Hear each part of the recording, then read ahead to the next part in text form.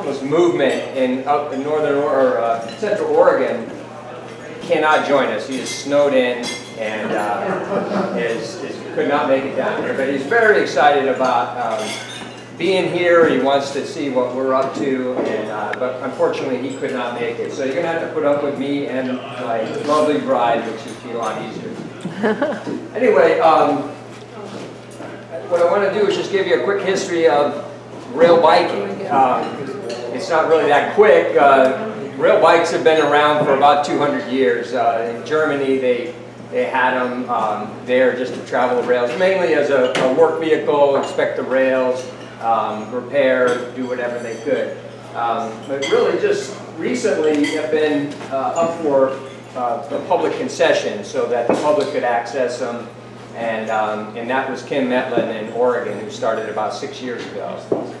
He has now 5 locations in operation, some going north and south, some just going one way. My wife and I went up last summer and took the Bay City route, which is pretty dang fun. And we're going to model our operation after what he's been doing. Kim and his wife Anita own a bike shop near the railroad, which happened to be near a brewery, which was kind of handy. And so he designed these bikes and put them on the rail, and they were initially 2-seaters. But from there, the town of Tillamook invited him to come and put them on the tracks down there. So he said sure, and designed the 4-seater bikes, which is the one like you see out here, and has since been running them. They've had, well, he told me they had over 20,000 people this year on their bikes at different locations, and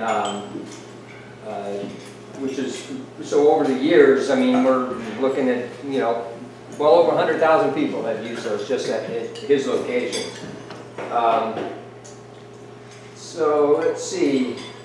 Well, yeah, without further ado, we're going to show you a quick little video of the run from Halverson Park to down the safety corridor and back. Yeah, it's a little short little video, give you a glimpse of it, and then we'll come back in and Chris will talk to you about the locations that we're looking at and that kind of thing. So, let's see if this works.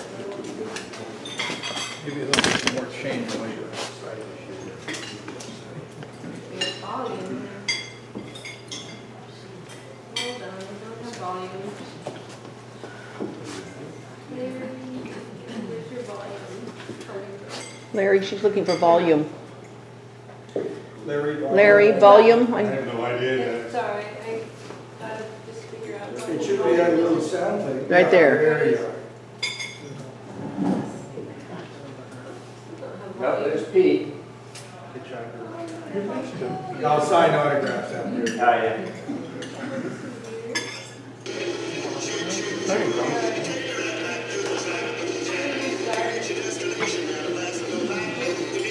I'll play it again when Chris is probably proud of the soundtrack, you know. You're just picking up the trackers or what? I did Let's right. play it again. It'll play again. Or it should play again. There you go. So this is where the speeders have opened up and ran last year at Tillamook. This is just north of the Eureka Slough Bridge by Target. Yes. Going to the new television screens there. That you see now.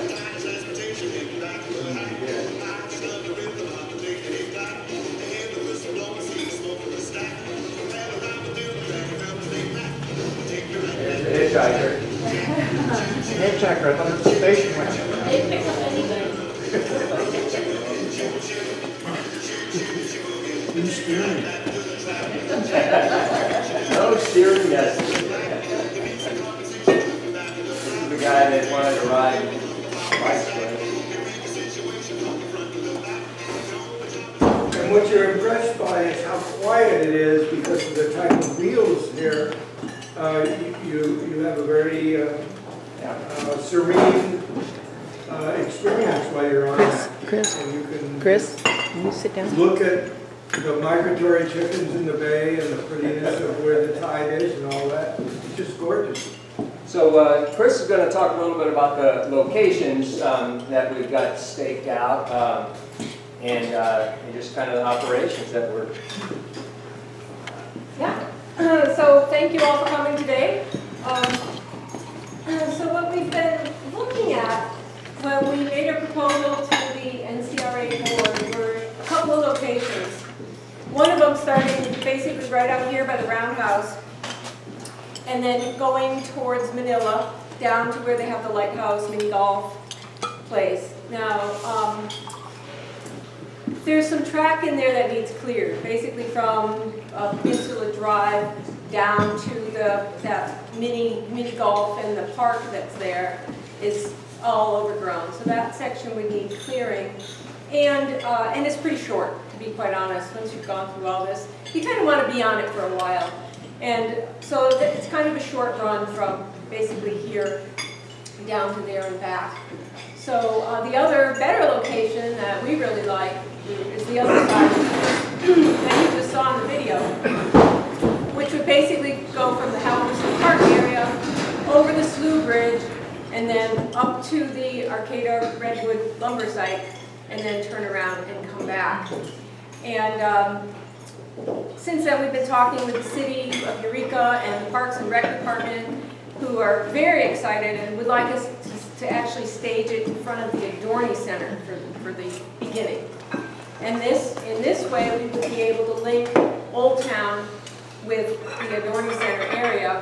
And then, of course, they're looking at that RV park that's supposed to be put in under the bridge in that area. So it's going to be a more happening area. And then we get the beautiful bridge to go over, which is spectacular, as you just saw. And then go up again to the Redwood Mill site. Employees would always accompany these runners. They would go out 10 at a time. So it's like the whole units, 10 rail runners at a time go out. And then employees, there's an employee in the front and the back. So there's always 2 employees with them. And then anytime there's a crossing, there's only one road crossing in that whole stretch. And so the employees flag those road crossings for safety and make sure everybody gets through safe, traffic gets stopped. And then they proceed over the bridge. There's no more no more road crossings. The employees turn the runners around at the end, and then we bring everybody back. So that's pretty much how the operation works. It's pretty simple, and be pretty exciting to bring it here. So what am I missing here? Yeah, I know Timber Heritage has. Yeah, go ahead. Sorry.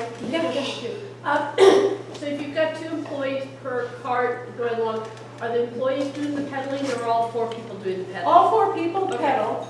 Now these, by the way, we have a rail runner outside. I don't know if you had a chance to take a peek at it, but it's a 4-seater. You're sitting down in a recumbent position. You don't have to worry about balancing like you do on a 2-wheel bicycle.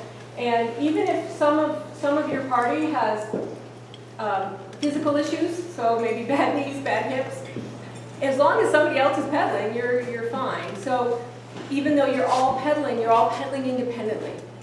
So it's not like they're all linked together and you have to go at the same speed.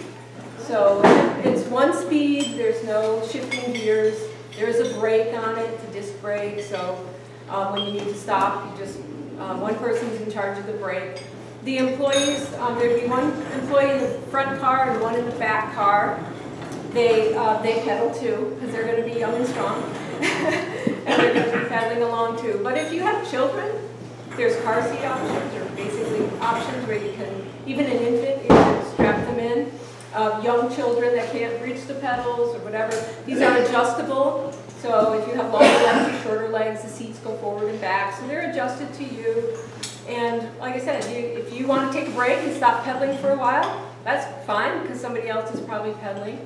And if this is flat, there's no hills here, it's completely flat. What is the reason for the employees? Is it insurance or? Yeah, it's insurance and safety, and just making sure everybody gets past any railroad crossings safely, especially, as I say, there's that one road crossing. I didn't catch it. Did you say what the price point is? For a ride? Yeah. In Oregon, they're about $25 is their price point. So Per person? Yeah, per person. So that's what we're looking at here. Yeah, kids would be cheaper, of course. Yeah, children are half price. We're going to do it per person, where I know other operations do it by the car. Like you basically reserve a car, and they're actually much more expensive. But we don't feel the need to do that here. Like the skunk train, they're kind of pricey down there. And yeah, and these are not just Kim's, he's rail riders is Kim Metlan's. Then there's rail explorers. They're kind of in the east, and they're kind of popping up all over the place. Kind of exciting. If you get the track area that you would optimally really want, how long is that? How far? You go there and back? Yeah, it's 3 miles in one direction. Okay. So it's basically a 6-mile round trip. Okay, so that's, I was wondering, for Yeah. $25, how long would that? Okay. Yeah, and we're figuring that trip's going to take hour and 15. No, an hour and a half probably. Because everyone has to dismount to spin them around. And so there'll be a little bit of a break there. But that's as far as the tracks are available right now. There's some other issues with the track a little bit further. But you know, Timber Heritage ran their speeders there last year, which was very, very popular, as you might expect. Step in on a picture now. So one of the things that we really enjoyed about this, the design of these bikes, I wanted to talk a little bit about that, because when you're in a recumbent position, you just automatically, like, you're in your easy chair at home, you just relax. But you're burning calories, so you're kind of getting the best of both worlds. And it's pretty easy. I mean, bicycles, we all know, are very efficient. And this is a rail. A rail is a very efficient way to move anything across land. So we're kind of, you know, hybridizing those two things. And the handicap, we can't call this totally ADA compliant. There isn't a design yet for that. But for people with lesser abilities, people with balance problems, people with, you know, like Chris said, a bum knee, or just they don't have, you know, a lot of physical strength, well, that's okay, because this is a pretty easy way to go. So it's going to create access to this coastal area that you may not have because you couldn't walk that far, or you're not going to get on a bicycle. And they're extremely stable, safe as all get out. You got, you know, you're seat belted in. There's really no real dangers here. They don't get up to, you know, top speed. If you've got some really, you know, people on triple espresso and Red Bull, maybe you can get the thing up to 9 miles an hour, you know. But that's kind of about it. And but you know, when you're done, you're going to have your appetite. You're going to want to go to one of the local businesses and pick up a bagel or a cup of coffee. As a matter of fact, there's some businesses that are very interested in helping sponsor this because they can see that tie-in. Yeah. Would you maybe have a food truck down there, like Old Town Coffee and Chocolate, have a something parked down there? Yeah, that's not something that we're going to get into. No. This is just one link, and we realize this isn't going to change the economy of Humboldt County, but it is a link that ties in the hotels and the people that are down there for events. And they want to hop on this and go burn some calories. You know, I think it's the speeders, and there's a trolley that's come into town. It's not running yet, but that hopefully will all just kind of tie into this whole mechanism of being able to use this spectacular area we've got and showcase it, and in a totally environmentally friendly way. Easy, creates a few jobs, and links into the other parts of this community and businesses too. So, yeah. Would you have to set up something like a small, not really a hut, but a location where you would sell tickets, where you have something like a restroom? Yeah. I think something like that is part of it. Yeah. When we spoke with the Uri Park and Rec director and one of the planners, we went down there. We originally were thinking underneath the Samoa Bridge, but they said, "Well, we'd rather have you at the Dorney Center right across from there." and he says we haven't made any contract with them or anything, but at this point, but they were even willing to handle the reservations for us. Typically, the model in Oregon is just all online reservation. You know, you pay online, boom, you have a reservation, boom, you show up, and away you go. We'd do like 3 runs a day. The staging area would just be these all, 10 of them will fit in a shipping container, which we would, there's space to put it there. Larry helped me draw some plans to set this shipping container there. We'd paint it up so it looks like it fits in with that, I'm not supposed to call it a graffiti wall, but it is it's kind of a graffiti art wall, how about that?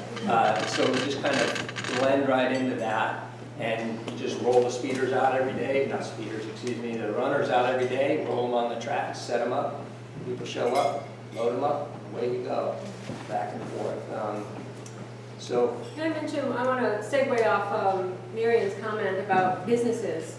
So one thing, we have talked to several local businesses about these, because one of the options is that they would sort of paint the bike in their colors. So we have the Los Bagels bike, or the Old Town Coffee and Chocolate bike, or the Humboldt Bay coffee bike. So they're like really excited because basically sponsorship kind of sponsorship, and it'd be advertising for them as they roll up and down the highway, and they're super excited. And we're even thinking like, how are we going to combine? How are we going to link this to them? And whether it's when you show them that you just took a ride on the Railrider, you get a discount at their place, or, and they're very excited about it.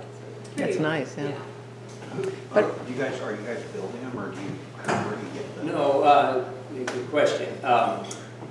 We're Kim Metlan, who unfortunately isn't here today. He has a design. We're buying them from him.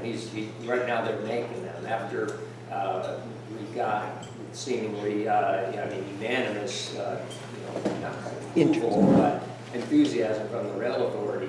We went ahead and ordered them, and so he has been involving this design. So they're being made up in Oregon.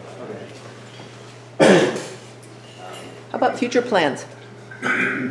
Well, right now, basically, we're looking at getting them on the tracks, seeing how popular they are. If the other locations are any indication of what this could be, who knows?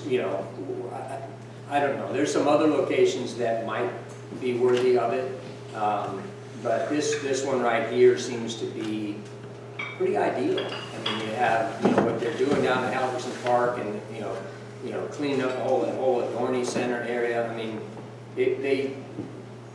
Eureka Park and Rec in the planning department, they this is like, they can't hardly wait to see something like this. It just totally fits in, doesn't take up a lot of room, will be a big draw, and ties in, with healthy activity. Yeah. I have a couple questions. So how flexible is this? Is like you said, you're going to run 10 of these at once, and I would imagine you'll have some kind of schedule of people that are signing up online. So can you make smaller numbers of cars run at once, and is it still economically viable? And that's my other question. Are you setting this up as a nonprofit, or is this a for-profit organization? And where is it? Where are you in the process, besides talking with the city and the park? Yeah.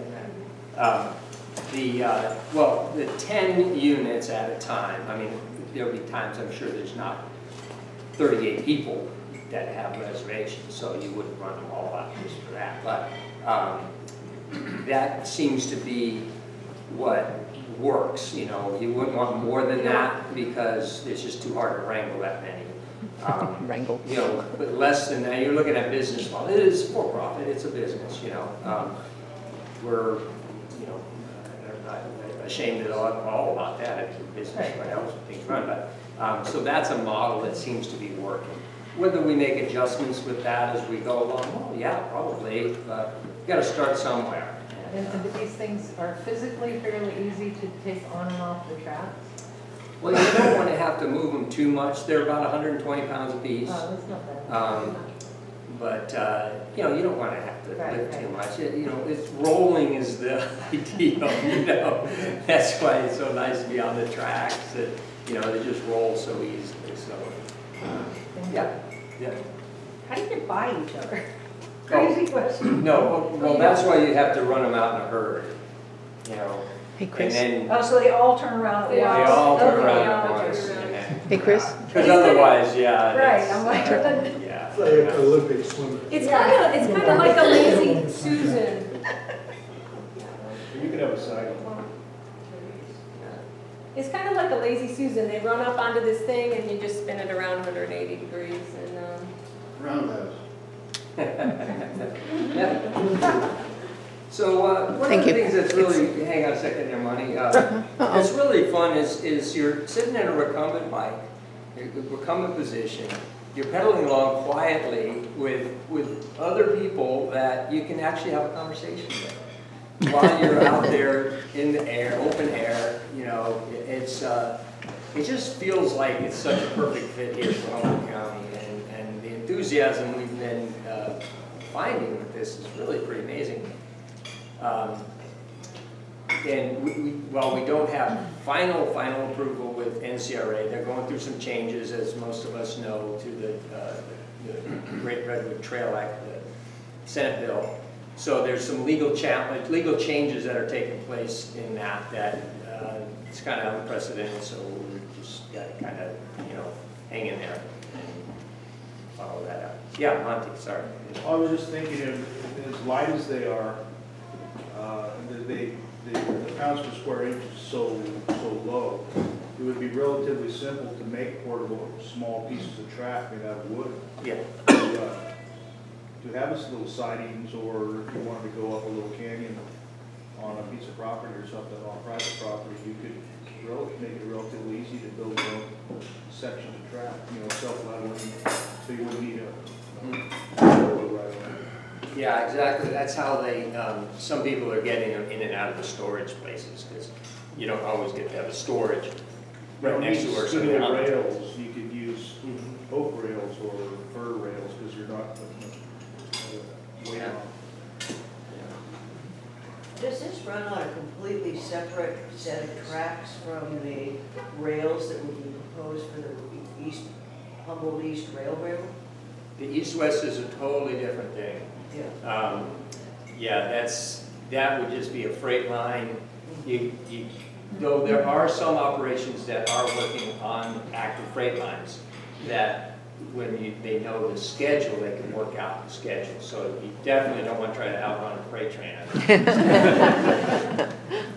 Yeah, Pete. The ability to develop a spiel to relate to your guests while you're operating this, and let them know what they're seeing in the wildlife and the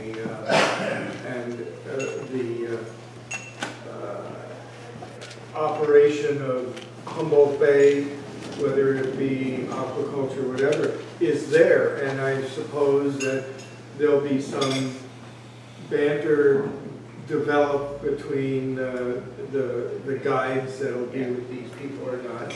And some of these people may have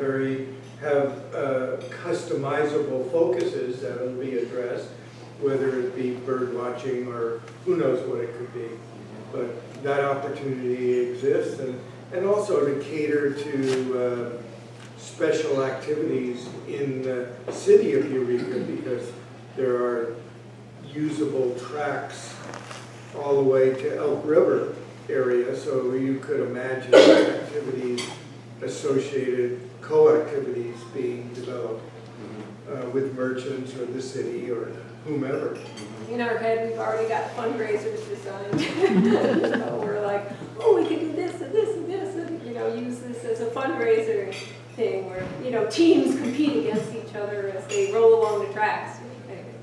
No end of ideas that you could peddle. There is no end. So that whole spiel was to get to that part. Will you provide the helmets and goggles, or do we have to take them ourselves? And scarves. Yeah. That's for the Olympics. We do have safety vests that people wear, those kind of lime green, bright safety vests, and there are seatbelts on these things, so you buckle in. Hard hats for the eucalyptus area. Chet, I think maybe you got his hand up Yeah, first. let me relate an experience that I had with Chris and Uri a couple of months ago. We rode from the crossing here just north of the cookhouse, about 3 miles north along the tracks up towards Manila. And I found it a very, very pleasant bird watching experience, very quiet, like Chris was saying. Got up to Peninsula Drive, I think it was, and then turned them around and came on back. Very easy to turn them around. Coming back down, I popped a chain, so I was coasting, and I don't even know if Chris and Uri and Carl knew that I wasn't pedaling, but it was very easy to put the chain back on again once we got down at the end. Yeah, which is one of the reasons we have employees, just in case something like that happens, the employee can fix it. And it's probably because you were pedaling backwards. That's a design flaw. I'm not sure we're going to have to work that out. That's for my the builder that got to figure that out. But we won't tell. I'm glad you confessed, you know. Yeah. Do you have a date certain for a rollout? Not certain. We were aiming for May 1st, or the first part of May anyway, and everything looked like it was going along good. NCRA, you know, said, yeah, you know, go ahead. Just, you know, had an ad hoc committee. Actually, Richard was in on that too, and come up with a amendment to an MOU that the Timber Heritage already have. That was going to be the simplest way, and blah blah blah. But then the legal counsel changed, and now it's a little bit mucked up. And I'm not going to put Richard on the spot yet to describe what's going on there, but so we're not sure. We're hoping maybe midsummer now, but 1st of May doesn't look as realistic as it did about a month ago. Do you see this as a year-round operation? Oh, is this, no, it's seasonal. And what's Yeah. your season? Roughly, we're looking at May to October Oh, in that time frame, because as you know, Right. rain. A day like today. Yeah, it's one thing if you can know and book ahead when it's not going to rain, but that's pretty impossible in the winter time. So unless we develop a enclosed vehicle that you can take out the rain, maybe that's going to be in the future. That's a sale. Bubble. So anyway, you know, you know, once we get in operation, anyone who would like, we're up going to give them a free ticket. This is the first, maybe only time we're going to be giving out free tickets. Little free coupons for whenever we get going. I mean, we're pretty excited about this, and I don't think it's just us that's excited about bringing something kind of new and pretty humble flavor too. You know, exercise, outdoor, and we got one of the most spectacular places to do this. And you know, just there's some red tape, you know, as with everything, but I think we'll get through that, and I think it'll be a good compliment for the trail, the Bay Trail that's coming too, because you know, I think it'll be fun to have extra use along that corridor. You know, people pedaling their bicycles or they want to run, well, they can be right alongside the rail runners and right, you know, alongside the highway. I got to say, when we're taking it out on some test runs down the corridor, and it's really amazing the feedback you get from people driving by at 60 miles an hour. You know, they're honking and tooting and waving. They can't hardly believe it. I mean, it's like, so we're hoping to add, you know, some color, some exercise, some, you know, ways to burn up some calories, and we all know we can all burn up a few extra calories, and enjoy this freaking spectacular place that we've got in a totally environmentally friendly way, using existing infrastructure, utilizing something that we already have, and maximizing the enjoyment of it. All these people that need a place to be, you know, the hotels and all that, they're very excited about this too. You know, and I'm partially handicapped. I can't walk long distances, but this would be a way for me.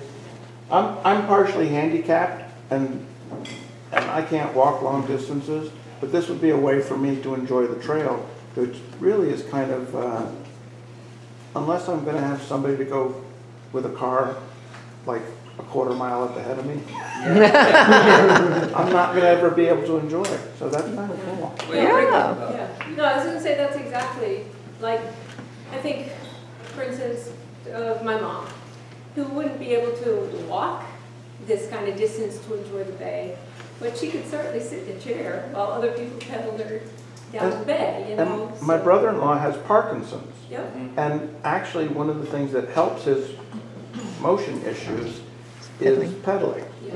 And it's one of the therapies for Parkinson's now. And so he can't walk from here to that door, really, without help. And but he can pedal forever.